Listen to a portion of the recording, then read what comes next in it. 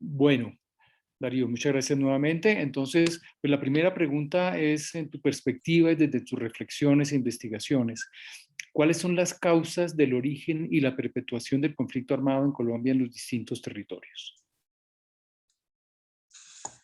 Bueno, Colombia es un país que tiene, digamos, una particularidad, es que tiene una disponibilidad de recursos naturales muy grande.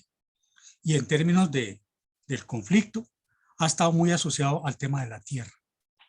La tierra comprendida de una manera amplia, ¿no? Porque no es solamente el espacio físico donde se produce, sino es en dónde se ubica una determinada comunidad, en dónde se ubica, cómo la ha transformado, cómo la conoce, cómo la aprovecha.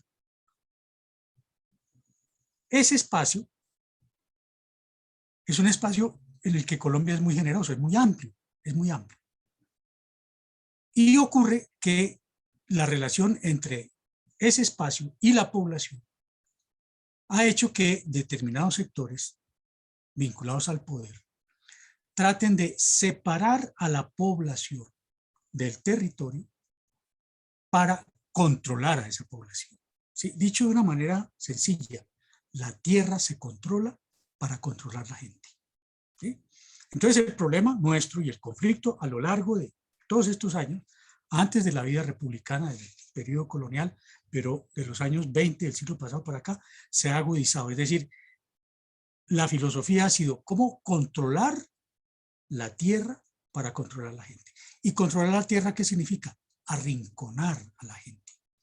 ¿Para qué? Para que esa gente no tenga una posibilidad de reproducirse sin acudir al poder que les permita acceder a ese territorio, ¿cierto? Es decir, es controlar a la gente para poderla obligar a aceptar las reglas del juego que se les pone para acceder al territorio. ¿Sí? Entonces, el problema, y nos lo expresa el censo agropecuario último, donde uno encuentra que hay millones de hectáreas poseídas por 700 familias y que están dedicadas es a la ganadería extensiva.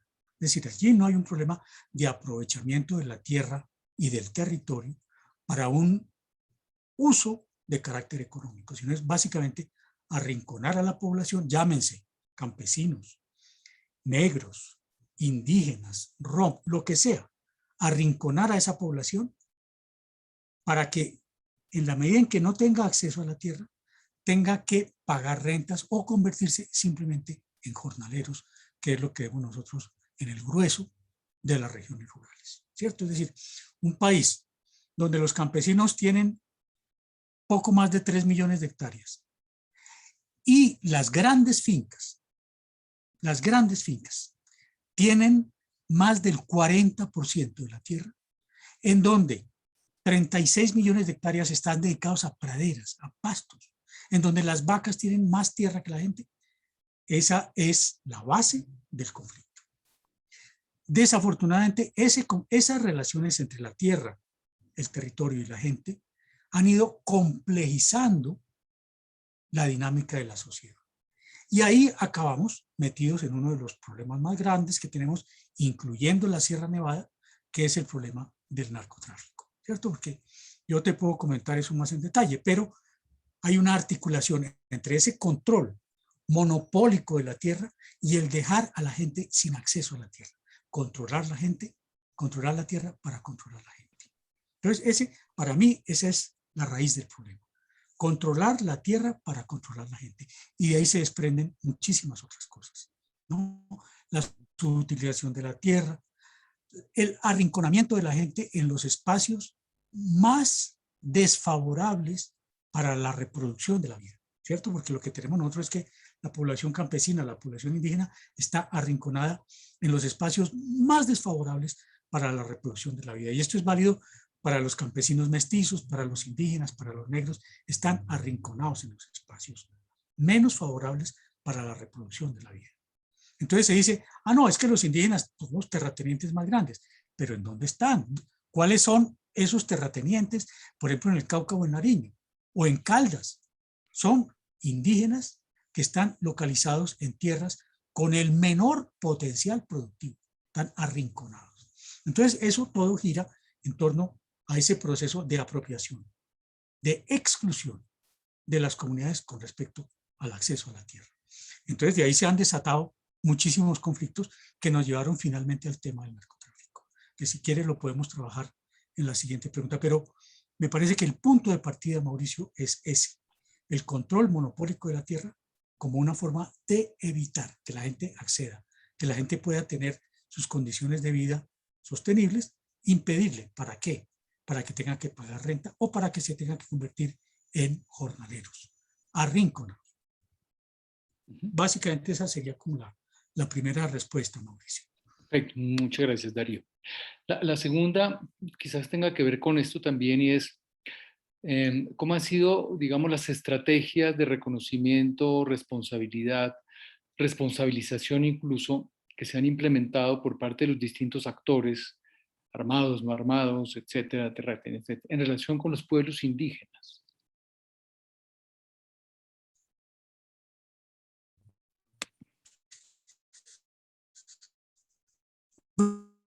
Digamos que esta relación que te planteaba en la respuesta anterior, hay muchas dinámicas, ¿sí? Porque no solamente que quieren ese tipo de acciones, sino que también han habido formas de resistencia. Y aquí es donde yo creo que se ubica la respuesta a la pregunta, porque esas formas de resistencia han ido generando espacios, respuestas políticas. Eso es bien importante, porque las políticas no son simplemente un resultado de una buena voluntad del poder hacia estos sectores de la población, no, es el resultado de una confrontación, de formas de resistencia y de respuesta. Por parte, digamos, de la sociedad nacional y también como resultado de presiones internacionales, ¿cierto? Porque tenemos que en la conformación del territorio nacional, en la conformación del espacio de la sociedad civil colombiana, pues han intervenido no solamente las dinámicas internas, sino también dinámicas externas, y me explico. Dentro de esas dinámicas externas, tú encuentras el tema de las corporaciones transnacionales que están empujando por el aprovechamiento, el acceso y aprovechamiento de recursos naturales, como el caso del petróleo, el caso de la minería, el caso de las infraestructuras, ¿sí? Entonces son fuerzas externas que también están incidiendo en ese juego que se viene dando en el país desde hace mucho tiempo. Pongamos que esta dinámica, a fines del siglo XIX, hubo una ley sobre territorios indígenas, que es la que establece los resguardos, reconoce los resguardos. Pero de ahí hacia acá viene una lucha entre grandes sectores que se apropian de la tierra, inclusive que les quitan inmensos territorios a las comunidades indígenas, que es el caso del Cauca, por ejemplo, que es muy interesante, cómo las comunidades del Cauca responden a esas presiones y tienen un objetivo claro que lo han ido configurando, que es la recuperación de los territorios ancestrales, lo que se llama la lucha por la madre tierra, ¿cierto? La recuperación de los territorios ancestrales. En la Sierra Nevada de Santa Marta, tú sabes que allá las comunidades organizadas lograron finalmente definir una línea en la que se dice, de aquí no se puede pasar. ¿Sí? Estos son nuestros territorios que hemos definido y los hemos acordado con el Estado. Es decir, ha sido una lucha permanente, una lucha en donde el poder trata de expropiar y de controlar el máximo de tierras precisamente para poner a la población a su disposición. Pero desde las comunidades, llámense campesinas, negras, indígenas, las que sean, desde esas comunidades también se ha ejercido resistencia. Y esa lucha y esa confrontación ha ido generando una normatividad que tiene una expresión supremamente importante en la Constitución de 1991. La Constitución de 1991 plantea dos tipos de espacios. Uno primero, que es el afianzamiento de las normas sobre la territorialidad indígena, que tiene que ver muchísimo con las ETIs, las entidades territoriales indígenas. ¿Sí? Esas ETIs surgen de la normatividad de la Constitución de 1991. ¿Sí? Entonces, este es un avance, digámoslo así. No completo, pero es un avance. Es decir, hay un reconocimiento del Estado a las comunidades indígenas que se expresa en las ETIs, pero ¿qué ha pasado? Que está por desarrollarse. Esa ley de ordenamiento territorial que le debe dar cuerpo a las entidades territoriales indígenas aún está por desarrollarse. Entonces está ahí, está sujeta a una confrontación y a una dinámica. Y por otra parte, también hija de la Constitución de 1991 está la Ley 70 de 1993 que aplica para las comunidades afrodescendientes, ¿cierto? Es decir, se ha ido como ajustando la normatividad sobre la territorialidad, tanto de las comunidades indígenas como de las comunidades afrodescendientes y rom, digamos, pero eso es muy lento, porque es un proceso que no sale hecho de la Constitución, no, salen unos criterios, salen unos elementos, la ley 70, por decir algo, la ley 70 ya establece unas cosas, pero eso está por desarrollarse y se va a desarrollar en medio de normas. Y desafortunadamente ahora tenía yo presente una reunión sobre el tema de las zonas de reserva campesina. Entonces tenemos una ley, que es la ley 160 del 94, que incluye lo referente a resguardos indígenas. Esa ley es muy importante, la ley 160 del 94. Pero muchas veces el Estado se va para atrás y desconoce componentes que ya están en la ley, los desconoce. Entonces esto es una lucha permanente y en el caso de la Sierra Nevada esto es muy fuerte y no solamente en el caso de la Sierra Nevada, en el caso de la Guajira, es decir, por donde tú mires, Arauca, en todas partes, tenemos que ese es un proceso de lucha donde se avanza y se retrocede, se avanza y se retrocede y hay fuerzas paraestatales que de una u otra manera debilitan los avances que se hayan obtenido en la normatividad concreta, que es el caso de los cancuamos. A los cancuamos les ha tocado esto muy duro porque allá ha habido presencia y acción de grupos paramilitares que debilitan la acción de los cancuamos. ¿Sí? Aun cuando hay una ley, pero estas fuerzas debilitan, matando dirigentes, apropiándose de tierras, es decir, por distintos medios, pero ese es un territorio en disputa. Este país es un territorio en disputa, donde ese tema está permanentemente afectado, tanto por la normatividad que se le ha logrado y que fija, digamos, unos márgenes, como por los sectores adversos a esa normatividad. Y como te decía, son tanto fuerzas internas como fuerzas externas, como son las transnacionales que están empujando para reversar lo que se ha avanzado en términos de reconocimiento de la territorialidad, en este caso de las comunidades indígenas y mestizas, porque estamos hablando de cancuamos como mestizos. Pero bueno, eso es como el escenario, Mauricio. Perfecto, muchas gracias. Ahora pasamos, digamos, en este recorrido a un tema un poco más del presente, pero bueno, ese presente continuo, por decirlo así. ¿Cómo ves tú el balance en este momento de toda esta, digamos, también lucha institucional alrededor de la justicia, la verdad, la reparación y algo que se dijo en La Habana, que era la implementación del acuerdo con perspectiva étnica y cultural? ¿Cómo ves tú ese balance en este momento en relación con los territorios indígenas o las comunidades indígenas? Mira, pues, eh, hay que decirlo de entrada, el avance que se ha producido es muy poco, es muy poco, es muy poco. Y yo atribuyo, pues por una parte, a la ausencia de una voluntad política para cumplir el acuerdo. ¿Sí? Hay ausencia de voluntad política para cumplir el acuerdo. Pero además hay otros problemas, Mauricio. Y tiene que ver mucho con el tema de la territorialidad indígena. Es que para que ese acuerdo de paz, y no solo el acuerdo, sino otra serie de normas que ya existen, se cumplan, se necesita de una institucionalidad, que en nuestro caso es muy débil. Hay que decirlo, es una institucionalidad muy débil. Entonces, ¿qué ocurre? Que cuando se firmó el acuerdo de paz, el acuerdo de La Habana, pues no se tuvo en cuenta cuál era el estado de esa institucionalidad. Entonces resulta que para cumplir el acuerdo, para cumplir lo que se estaba firmando, ya habían problemas, vacíos en las instituciones que estaban a cargo del cumplimiento de los acuerdos. Entonces, por así decirlo, ha debido ser una tarea que tan pronto se firmara el acuerdo, la primera norma, la primera decisión, por así decirlo, era ver en qué estado están las instituciones para cumplir el acuerdo.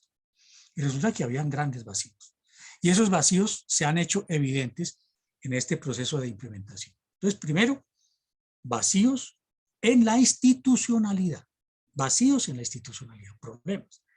Yo diría que si se hubiera hecho ese ejercicio, que es tal vez muy romántico pensarlo, si se hubiera hecho el ejercicio de ver en qué estaban las instituciones encargadas de la implementación del acuerdo, si se hubiera hecho ese ejercicio juiciosamente, pues se hubieran puesto en evidencia que había una serie de tareas por cumplir.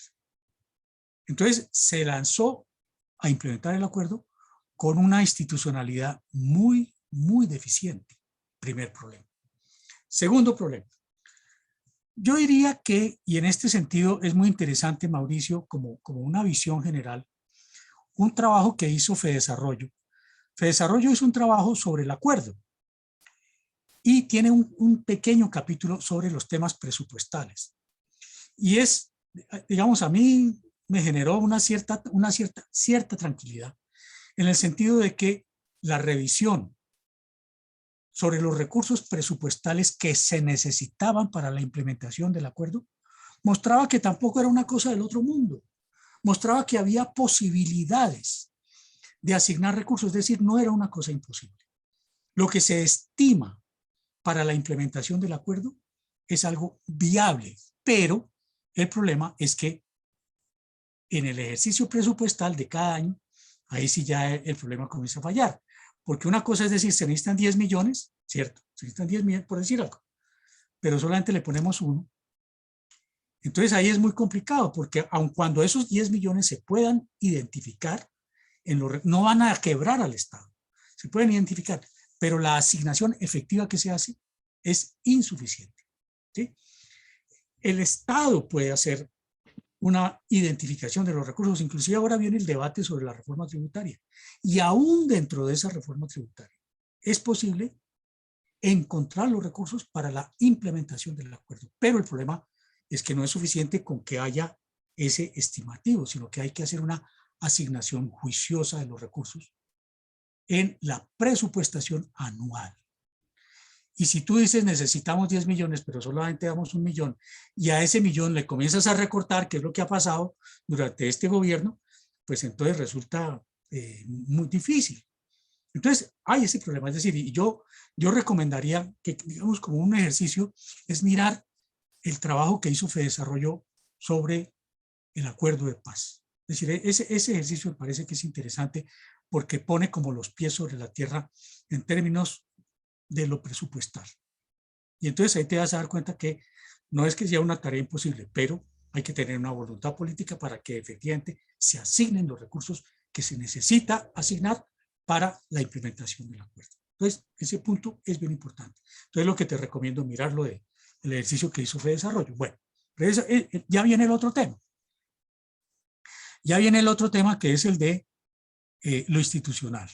¿Cuáles son las metas que se le ponen a las instituciones? Y entonces resulta que aquí vamos a encontrar un problema y es que hay una gran confusión en las metas. La Contraloría General de la República ha hecho unos ejercicios juiciosos diciendo, bueno, mire, esto es lo que no se ha cumplido.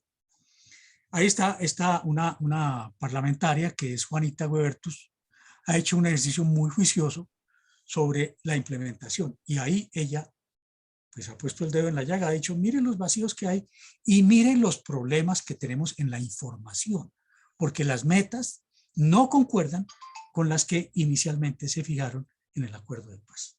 Entonces lo que es el fondo de tierra es una cosa, y entonces se generan confusiones en las metas. Entonces ese es otro problema. Digamos, ya dentro de la institucionalidad hay unos problemas que son complicados, Mauricio, porque no hay una correspondencia entre lo que se estableció en el acuerdo y lo que está en el plan de desarrollo. Ahí hay discordancias entre lo que se acordó, en el acuerdo de paz, en la ley que formaliza el acuerdo de paz y lo que es el plan de desarrollo. Entonces ahí ya problemas. Eso, digamos, en ese marco de la institucionalidad, en ese marco complicado de la institucionalidad. Entonces, fíjate que tenemos un problema de que las instituciones tienen vacíos, de que el presupuesto tiene vacíos, que no es que no haya plata, sino es que no se asigna adecuadamente los recursos para comenzar la implementación formal del acuerdo. Bueno, ese, digamos, sería como una primera entrada a la pregunta, a esta segunda pregunta. Pero quisiera que me la recordaras, Mauricio, para volver a precisarla. También o sea, los temas ya de justicia, reparación y verdad, pero sobre todo los temas de la implementación del acuerdo en perspectiva étnica y cultural, que es una de las apuestas de La Habana. ¿Cómo ves ese balance en comunidades indígenas, sobre todo? Mira, a mí me parece que es muy importante el trabajo que se haga en términos de la reparación, porque de todas maneras se va a poner sobre la mesa todo lo que es un paquete muy sustancial de compromisos que el Estado no ha cumplido.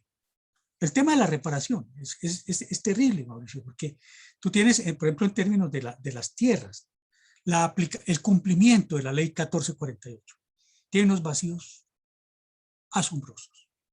Es decir, donde tú tienes que, a duras penas, se ha cumplido con menos del 20% de lo que se había, del compromiso del Estado en reparación. Es decir, la ley 1448 no ha comenzado a ser cumplida, sino en una mínima parte. Y aquí está el tema de las comunidades indígenas. ¿Sí? Es decir, lo que se ha cumplido realmente es muy poco. Me parece que digamos, en esta estructura de la Comisión de la Verdad, y allí se ha venido como definiendo los vacíos en la implementación del acuerdo. Y ya te digo, son inmensos. No más con la ley 1448, los vacíos son inmensos, inmensos. En términos de desarrollo institucional, en términos de asignación de recursos y en términos de la práctica misma, digamos, de la operación que hay que hacer. Las visitas, por ejemplo, la Comisión Colombiana de Juristas hizo digamos, una primera aproximación que me parece que es interesante, pero lo que te muestra son los vacíos inmensos que hay en esto. Y el informe que hizo esta comisión que dirige Juanita Huertus es muy interesante para ver el trabajo de la Contraloría, para ver los vacíos que allí existen en general. En general. Perfecto, muy bien. Ahora vamos a pasar, digamos, como en tu visión y lo que conoces de toda la historia del conflicto armado en distintos territorios y comunidades. ¿Tú cómo sientes o qué nos puedes decir un poco del impacto que ha tenido este conflicto armado permanente y continuado, prolongadísimo, en la vida comunitaria, social, familiar de las comunidades indígenas particularmente? ¿Cómo ves tú ese impacto en la vida, digamos, en la Mauricio, muy fuerte, vivencia? muy fuerte. El impacto ha sido muy fuerte y yo creo que hay que tener una mirada, digamos, muy geográfica. Comenzar a hacer todo el recorrido, digamos, el recorrido de La Guajira al Amazonas y de Arauca al Cauca. Y entonces ir definiendo dónde están localizadas las comunidades, las distintas comunidades. Colombia, de todas maneras, tiene un inventario muy grande como de lo que son los pueblos indígenas, las comunidades y la distribución. Entonces, cuando tú miras de arriba hacia abajo, cómo han sido afectadas por el conflicto. Y tú encuentras desde La Guajira, digamos, desde todo lo que fue la masacre allá en la zona esta de Bahía Honda, si no estoy mal, de ahí hacia abajo, digamos, yo creo que no hay una comunidad indígena, no hay una comunidad indígena. Y en esto me atrevo a ser yo muy enfático. No hay una comunidad indígena que no haya sido afectada por el conflicto. Y no haya sido afectada por distintas rutas. Y estoy pensando en este momento de La Guajira para abajo. Entonces tú comienzas a ver la llegada, por ejemplo, de los grupos paramilitares y las actividades que han hecho. Por ejemplo, en el caso de la comunidad Wayuu, la agresión contra la mujer. ¿Sí? que es una columna vertebral del pueblo guayú, las mujeres. Entonces, ¿cómo se aproxima el tema del paramilitarismo a la mujer guayú? Entonces, la afectación a la mujer guayú. Y de ahí para abajo, de ahí para abajo. Entonces, tú tomas los tierros, en los temas en cada uno de estos territorios, el tema de las salinas, el caso del Cerrejón, bajando, el caso de la sierra, que ha sido, digamos, igual. Por eso yo me atrevo a afirmar, no hay una comunidad indígena que no haya sido afectada por el conflicto armado, ¿sí? Hay comunidades que han sido prácticamente destruidas, comenzando de la Guajira hacia abajo, ¿sí? Comunidades que han sido destruidas. Este impacto, por ejemplo, de la mina del Cerrejón, destruyó comunidades y asentamientos prácticamente de manera completa. En el caso de las comunidades, por ejemplo, en el Perijá, en la zona del Catatumbo, igual, Mauricio, igual. Inclusive, ¿qué ha pasado? Hay comunidades que han sido afectadas, primero por la presencia de los grupos guerrilleros, ¿sí? Porque de todas maneras, la llegada, la presencia, la acción del grupo guerrillero, de una u otra manera genera una afectación. Y esto es válido, yo creo que en todo el territorio donde ha estado presente, donde estuvo presente la guerrilla, en el caso de las FARC, donde ha hecho presencia otros grupos guerrilleros como el ELN, en todos esos espacios ha habido una afectación, mayor o menor. Entonces, digamos, la presencia de los grupos guerrilleros ha afectado a estos pueblos originarios. Tú vas hacia el Chocó. Este momento, por ejemplo, ha sido brutal para todas estas comunidades en vera del atrato. Ha sido brutal, porque ha habido encerramiento de las comunidades, el tema de las minas, que es terrible, y tú comienzas a descender o a subir por el atrato. Recorres el Chocó, recorres la cuenca del Pacífico, es decir, toda la costa del Pacífico, y todas son regiones en donde las comunidades, por ejemplo, el caso de los Embera, que es una de las más extendidas, y hay otras comunidades en la costa del Pacífico que han sido afectadas. Ya haya habido problema de encerramiento, problema de destrucción del entorno natural, el tema de la tala de los bosques ha sido brutal, porque ese es el entorno de las comunidades, ha sido brutal. El tema de las minas, como te digo, ha sido brutal, y de ahí hasta la frontera con Ecuador, ¿sí? Ha sido sistemática la destrucción, la afectación de las comunidades. Bueno, pero si vamos ya al tema del paramilitarismo, ya ahí sí ni hablar, Mauricio, ahí sí ni hablar. Yo creo que el Centro Nacional de Memoria Histórica en el Basta ya tiene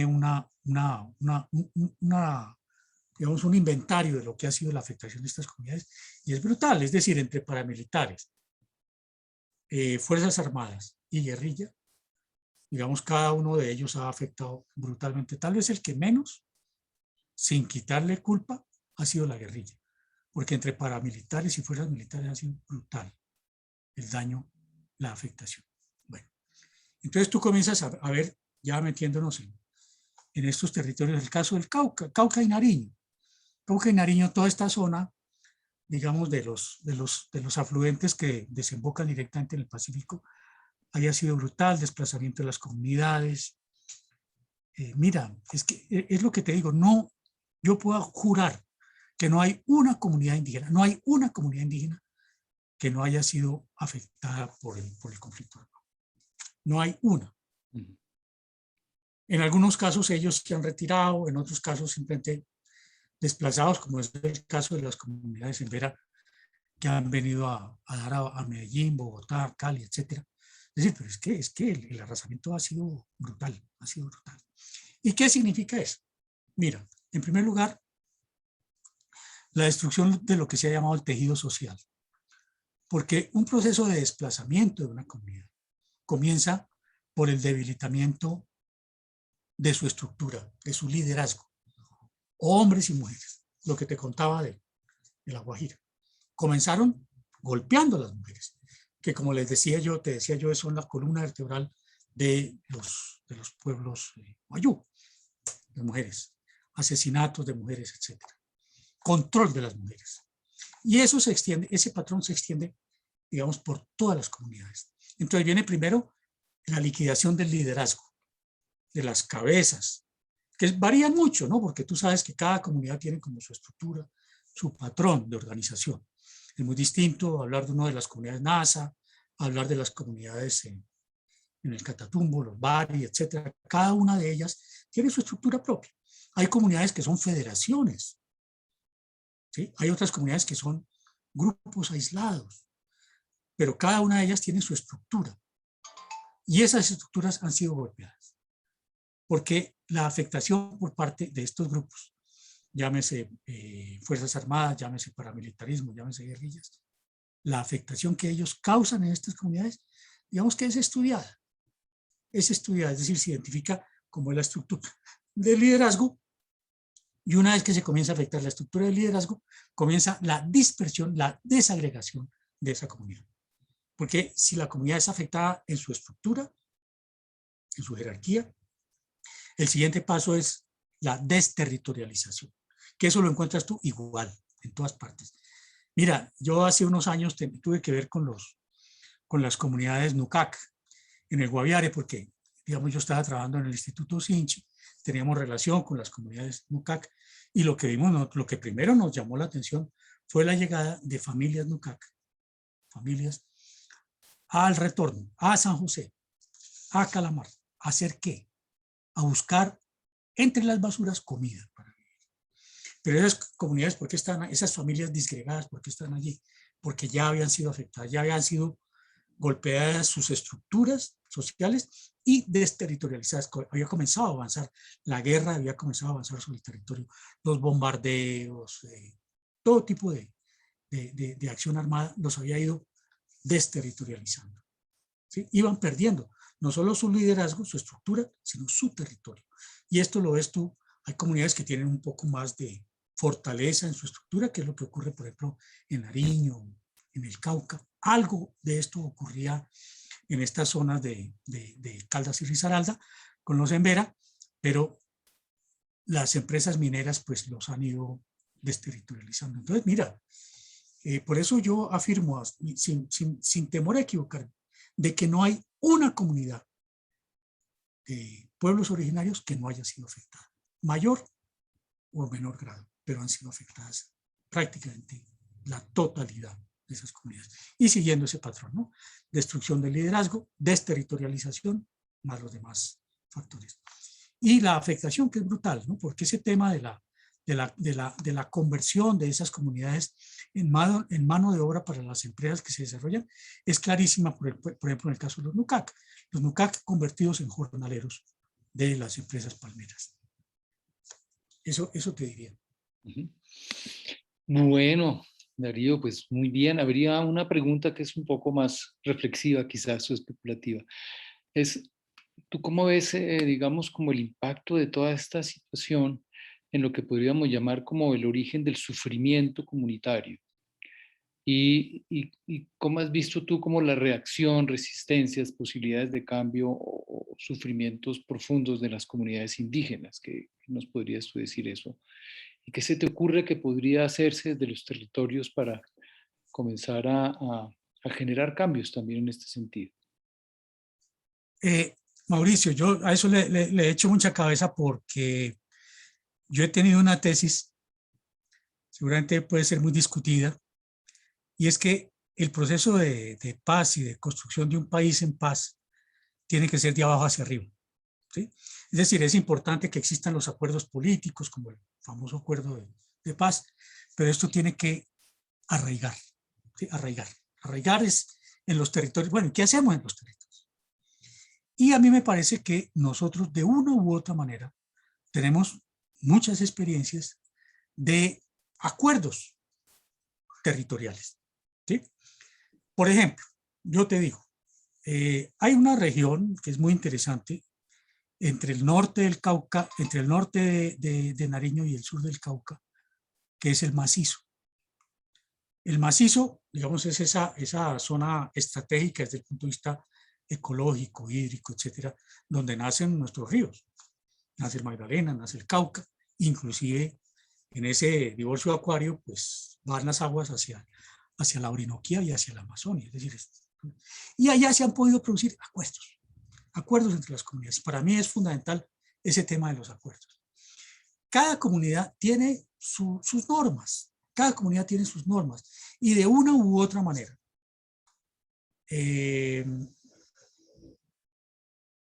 la Constitución abre los espacios para que esas normas que tienen las comunidades sean respetadas. Es decir, tenemos la posibilidad de la construcción de ese país pluriétnico que es Colombia. Pero la plurietnicidad no es un problema de un discurso, es un problema de que efectivamente las normas de cada una de las comunidades, llámense pueblos originarios, llámense negros, llámense mestizos, lo que sea, que esas normas sean respetadas y aceptadas. Y ese principio parte de lo territorial, es decir, que aquí tenemos una comunidad nasa y aquí tenemos una comunidad campesina, pues ellos saben cuáles son las normas que tienen. Entonces no es solamente que lo sepan, sino que las respeten.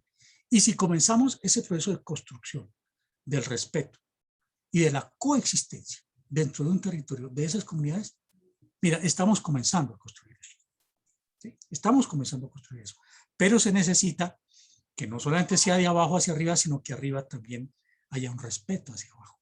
Entonces, fíjate, pueden haber acuerdos entre un pueblo negro, un pueblo indígena, un pueblo mestizo de campesinos, pero si el Estado faculta a una transnacional petrolera para que llegue a hacer exploración y explotación, de nada nos sirve el acuerdo, ¿cierto? Entonces tiene que haber una concordancia entre ese acuerdo de las comunidades, digamos, esa paz territorial y el respeto desde el Estado de esas normas.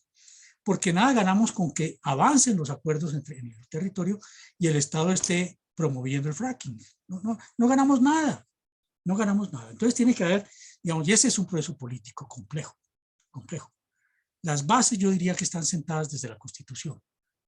Las comunidades entienden esto y lo han venido estudiando, practicando y trabajando, pero se necesita que no solamente exista ese acuerdo en lo territorial, sino que desde el Estado haya un respeto, haya una decisión de terminar la guerra.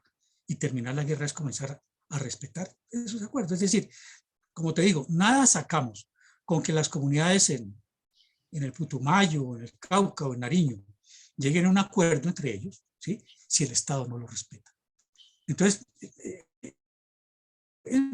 para mí es muy gráfico.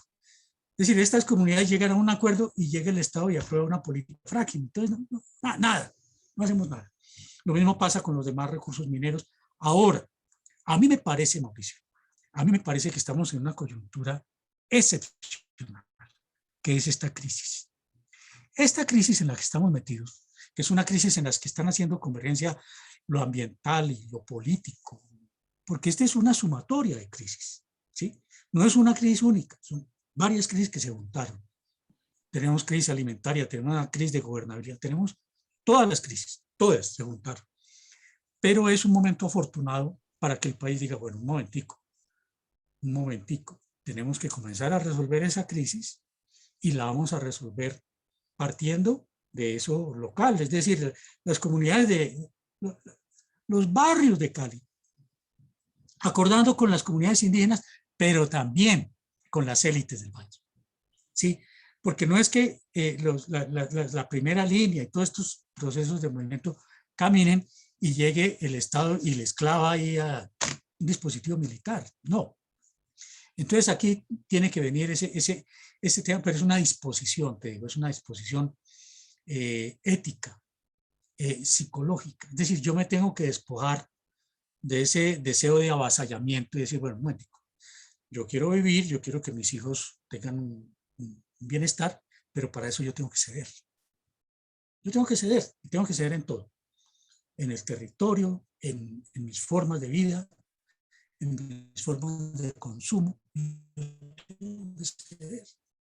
Pero entonces es el problema de que haya esa disposición mental y seguir haciendo lo mismo que he hecho hasta ahora. No, yo tengo que cambiar. Yo tengo que cambiar para poder existir y poder salir a la calle sin riesgo de que me atraquen, entonces yo tengo que... Entonces a mí me parece que es como en todo el territorio nacional tener como que haya esa disposición de cambio para aceptar al otro, Mauricio, aceptar al otro, que no es una cosa tan monstruosa, es aceptar al otro. Y aceptar al otro es permitirle que tenga agua, permitirle que haga una disposición adecuada de las basuras, permitirle que tenga acceso a la comida, permitirle que tenga acceso a la salud, ¿cierto? Porque comunidades sanas en territorios sanos, ¿no? Entonces tenemos que pensar en que no solamente es lo que yo quiero hacer, sino lo que el otro quiere hacer. ¿Cómo negociamos? ¿Cómo negociamos? Y eso se tiene que dar, te digo yo, desde el territorio, desde la cuadra, desde el resguardo, desde la cuenca del río hacia arriba. Entonces, no solamente la disposición de ese acuerdo en lo local, en lo territorial, en lo regional, sino de arriba para abajo. Entonces, ahí creo que hay un campo muy grande para la psicología y para la ciencia política para avanzar en ese sentido. Es decir, ¿cómo juntamos esos dos extremos? La disposición territorial y la disposición de arriba hacia abajo, para no contradecir lo que se está haciendo en lo territorial, no contradecirlo, entenderlo. Es eso, Mauricio. Bueno, Darío, pues muchísimas gracias, no era más y pues ha sido estupenda la conversación contigo. Espero que nuestros estudiantes en el pueblo Cancuamo, ahí en los linderos de la sierra, pues también piensen mucho alrededor de tus reflexiones. Y pues no sería más, Darío, darte las gracias nuevamente en nombre del proyecto, del pueblo Cancuamo, de la Comisión de Salud, de la IPS Cancuamo, que también está con nosotros, y pues obviamente de nuestro grupo de trabajo, al que te unes de esta manera. Muchísimas gracias nuevamente, Darío. No, Mauricio, yo no sé si esto era lo que esperabas